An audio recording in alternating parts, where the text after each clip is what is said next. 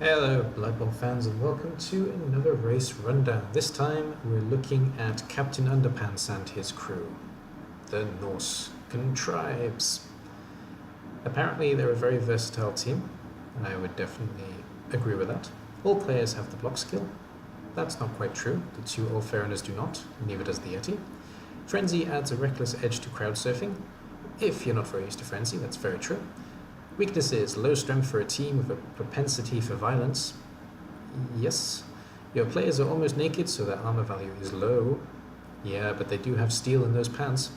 And strength skills are hard to obtain. That's partly true as well. Norse teams have a well-deserved reputation for ferocity, both on and off the playing pitch. The Norse that takes up Blood Bowl is a truly unedifying specimen. What a word, wow. No specimen. Interested only in beer, women, and song off the playing pitch, and beer, women, and bloody carnage while on it. So, basically... No, I'm not going to say it. Okay, moving on. So, the Captain Underpants crew.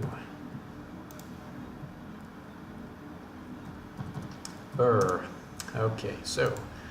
We've got these things here as options for our team before we finally get to the cyanide specific ones.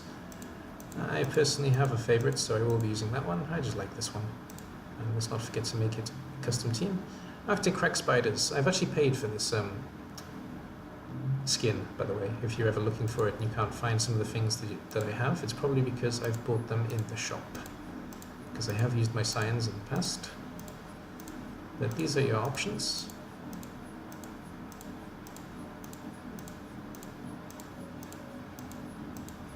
Alright, what should we go for then? We'll go for... Ooh, that purple. That purple is something special. Would you look at that? Not so manly now, are you? Ha ha ha. And the stadium name is Vans. Alright, there are a few ways you can go with a Norscan team. Let's do it this way. I would always recommend buying at least 2 rerolls. If you can buy 3, that's even better. Let's see what we can get with 3 rerolls then. If you want to go for a Yeti build, let's do that first. So, we buy ourselves a cuddles. We are always going to buy ourselves 2 Ulfs. That goes without saying, always 2 Ulfs. A lot of people would argue always 2 Berserkers, but I think with a Yeti build you just want the 1 Berserker. But a lot of people don't take a thrower, so okay, let's go for a standard build. The standard build is 2 Ulfs, 2 Berserkers, Yeti, Runner, and then all Linemen. I think that gives us 3, that doesn't give us 3 rerolls though. That gives us 2 rerolls, okay. This is a standard build with 2 rerolls then, and no Apothecary, so Apothecary is going to be your first purchase.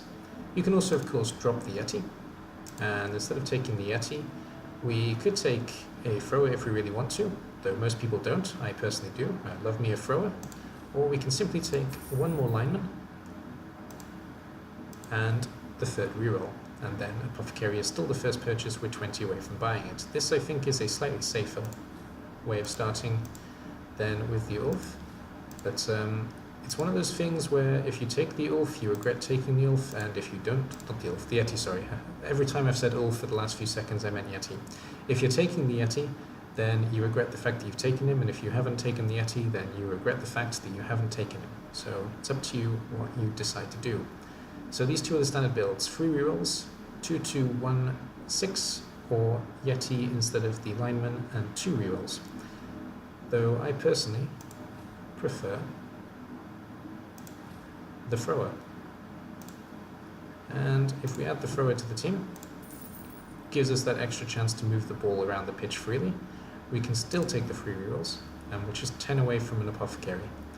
Or we can take the... I think it works. We can take 2 rerolls, we can drop a Berserker, and we can take the Yeti. These are your basic options.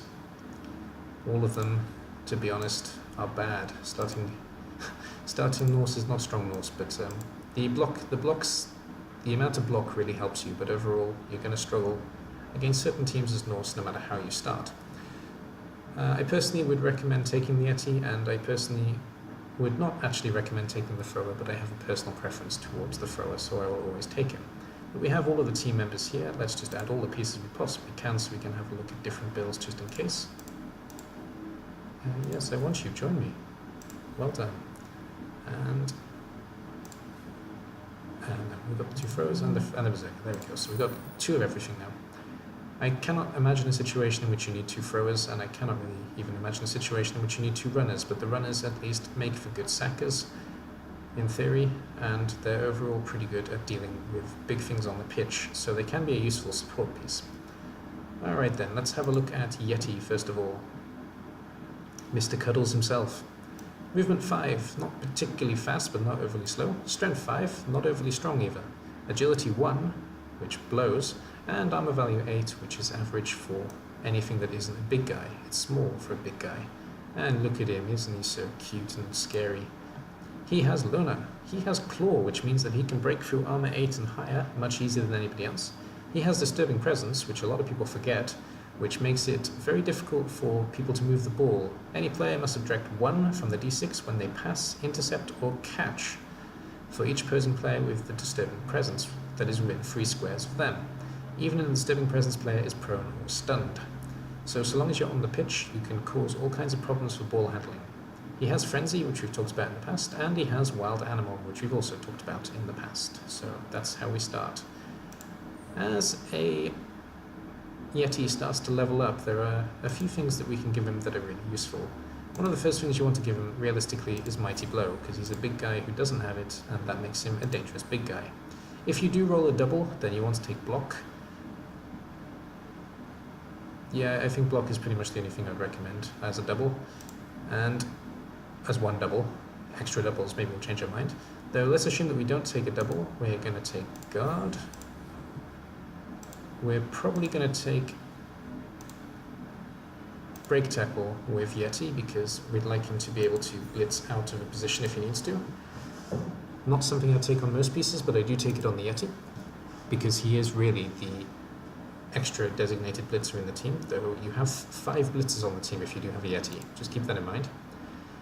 And there isn't really much else that's worth taking on him, to be honest. You can make an argument for Juggernaut if you don't get Block, of course.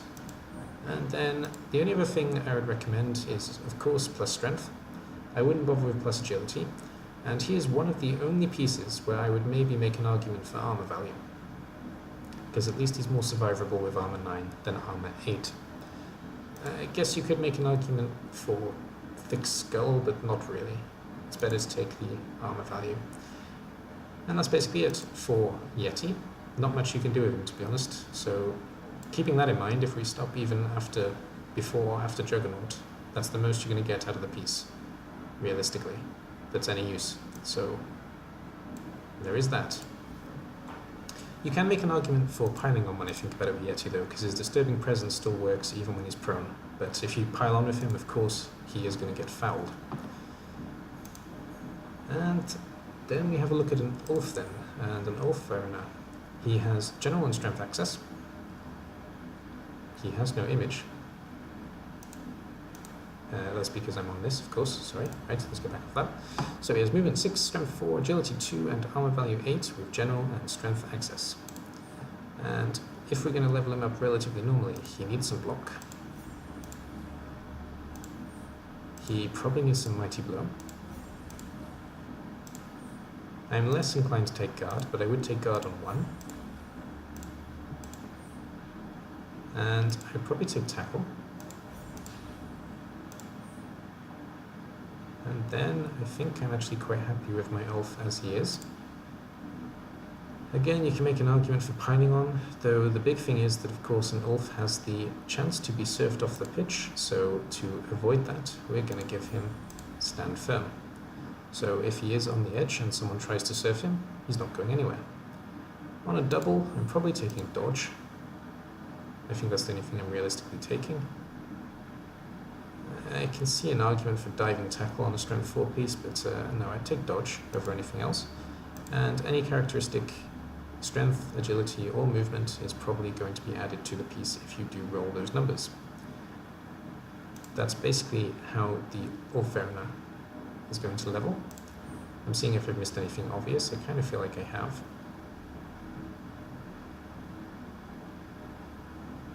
Well, you can make an argument for strip ball, I guess, that the strip ball is better off on a Berserker and a runner. So there's that. Next, let's level up our Berserker. So Berserkers are your kill pieces in the team, apparently. I don't necessarily use it as that myself, but it's worth keeping in mind. I built mine in one of two ways. I go one kill route, which is the ultimate kill route, which is Mighty Blow, piling on. Again, stand firm so we don't get kicked off the pitch. And tackle. You can also make an argument for strip ball, but I'd put that on the second piece, which I build as a designated stripper. Some people put dirty player on Berserker, but I'm not a big fan of that. You can make an argument for dauntless as well, and I guess you can make an argument for shadowing, but I like only dauntless really out of those options, so let's take that so we can hit big guys too. That's one Berserker. And on the second Berserker, if we build a Sacker piece. Now this time, we're still going to start with Mighty Blow, just because we can level him quicker. We're going to give him Strip Ball to counteract anybody who has short hands. We're going to give him Tackle, so he can get even the most awkward people out of the way. And Stand Firm comes last to protect him. I'm thinking there's one more thing I've missed, of course, and Wrestle, just in case we need to get the piece down. And then after that we can take Stand Firm to keep him nice and safe on the pitch, though he's more for breaking into cages, etc., than actually going round and round, and you do need a bit of guard on your team to help this piece out. There are your two Berserkers. Following on from that we have the Runner, and the Runner can be a designated ball carrier if you don't have a thrower, so in that case he has sure hands. He has dodge.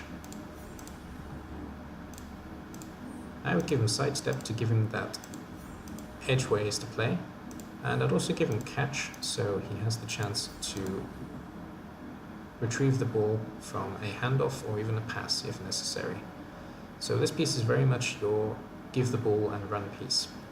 And if you really do manage to get a couple more levels, then good for you. Fend can help to keep the opponents off you if they do block you but don't manage to put you down, which is pretty hard to do on a blodge piece.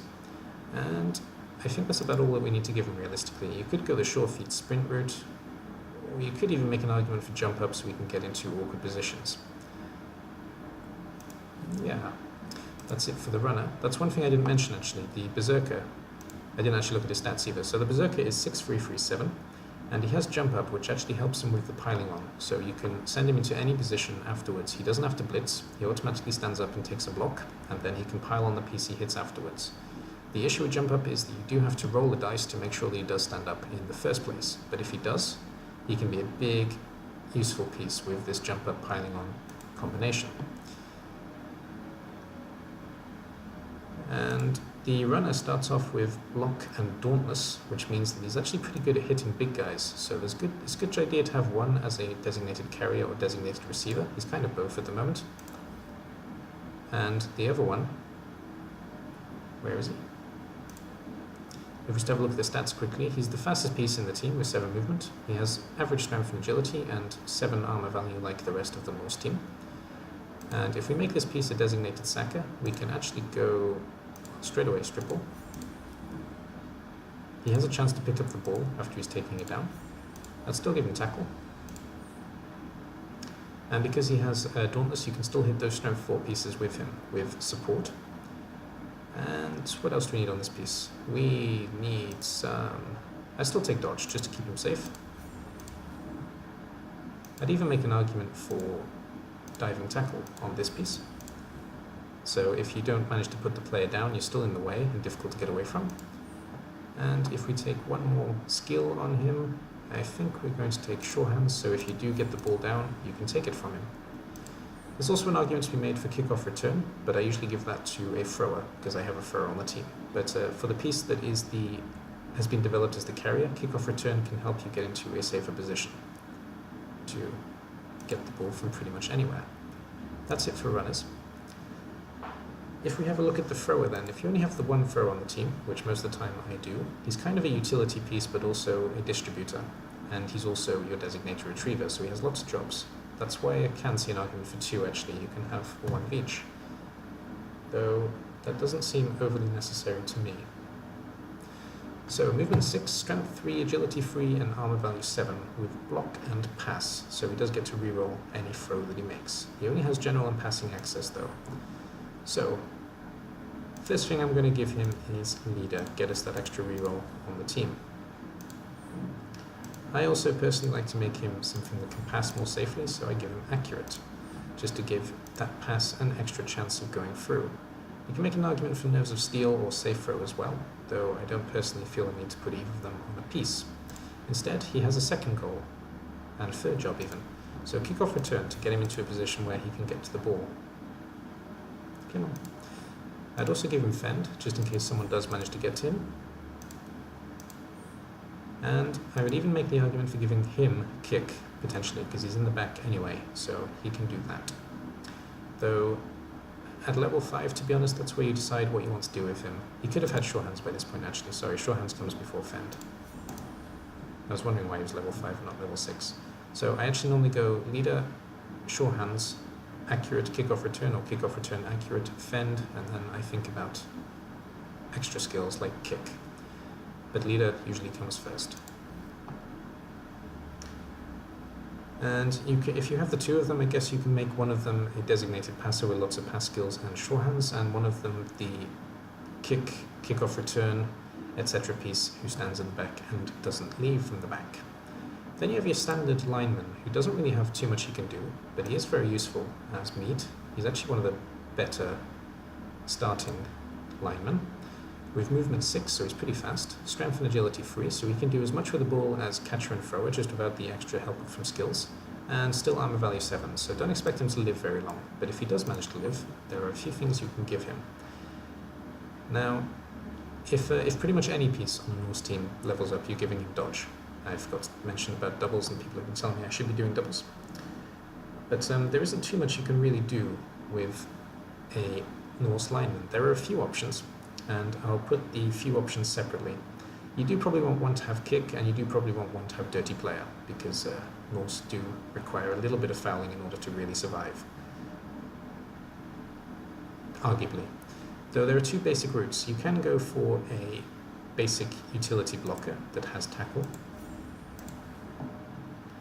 And I'd also make the argument for dauntless, so we can basically hit anything on the pitch quite comfortably.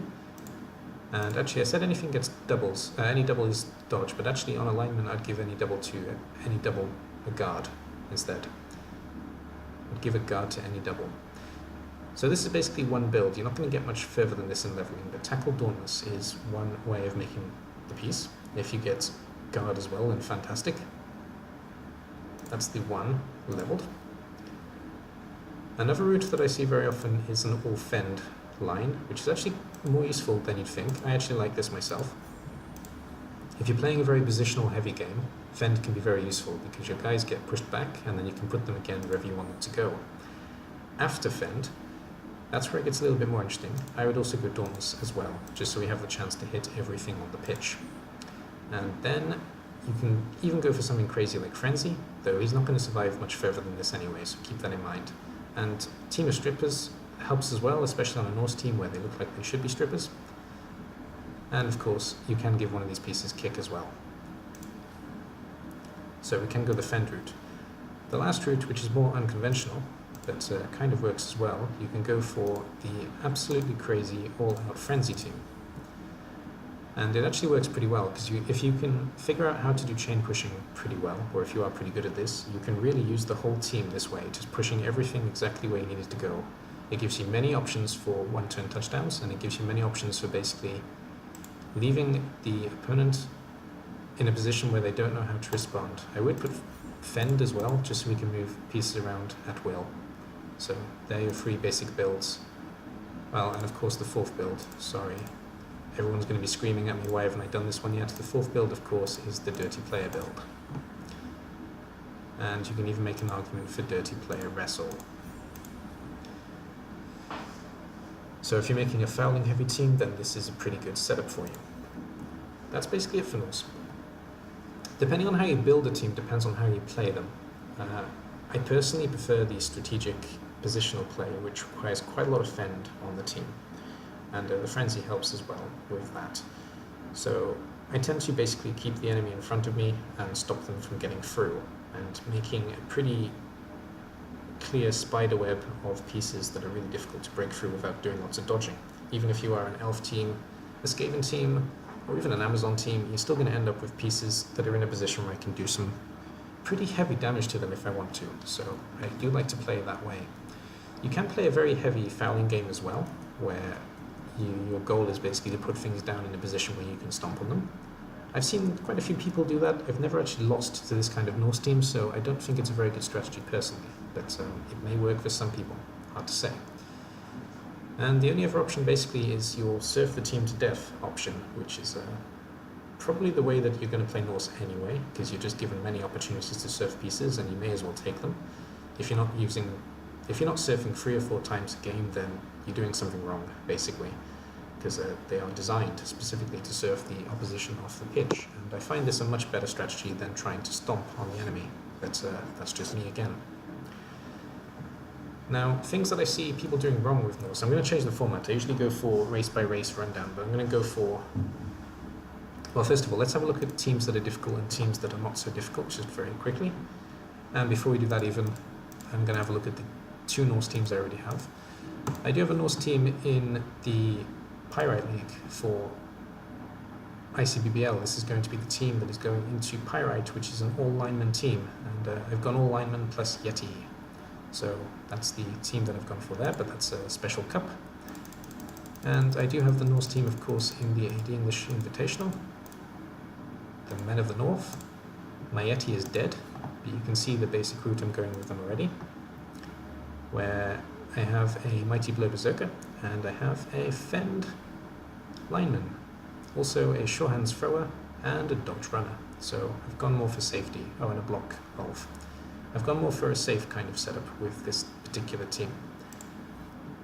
It's always a good idea to have a bench when you can, on Norse as well. In terms of matchups then, there are a few matchups that are really, really awful for Norse, and there are a few that are relatively comfortable.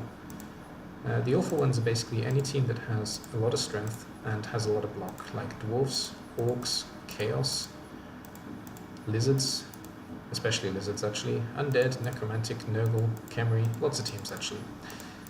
You can say that the Dauntless really helps, but if you don't have much Dauntless on the team, you're going to really struggle against these teams early on.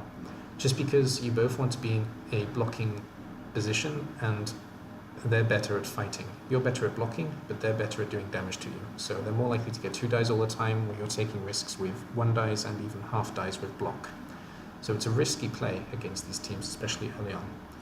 I actually think that against agility teams you have a lot more options, because you can force them into a fight when they don't really want one. So the elves, the Skaven, etc., you have a slight advantage having all the block early on, though if you are facing a team at slightly higher TV, then that advantage is gone, and you have to be more sensible about the way you fight, because there's too much blodge for you to deal with. And if your block is counteracted, then their armor value is going to win. So just keep that in mind.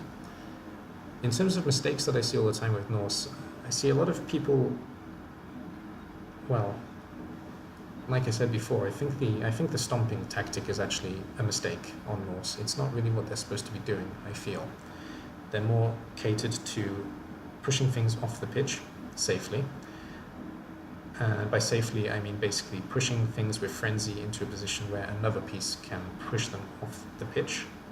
So you can move something from, for example, 4 squares from the edge in 3 tackles, in 3 blocks, and get the piece off the pitch. That's usually what I would recommend doing, as opposed to having the Blitzer and the Ilfariner constantly on the edge because they've blocked something that is 2 squares away. If you can successfully defend the Yeti, the Ilfariners and the Berserker this way, then fine. But if you're not very good at that, then it's going to backfire every time. So if you are going to play a very heavy... Sorry, there's a drill in the background that's kind of distracting.